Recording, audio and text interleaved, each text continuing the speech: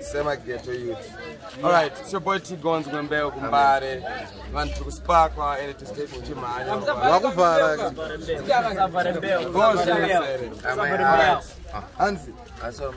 We could defend the title of the defending champion. Nayozopa warning, kunebesa singandi on it, they get on me, wakuna triple off the flat phone.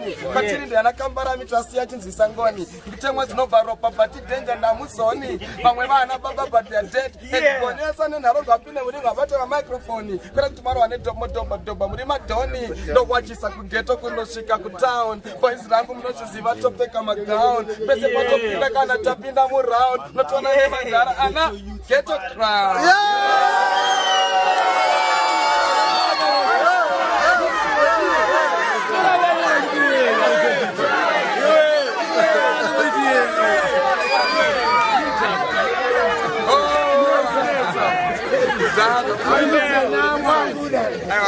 Not that is a genuine.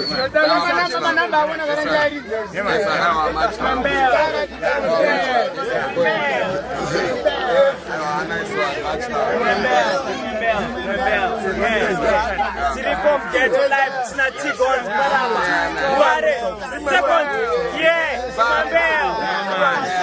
T-Guns,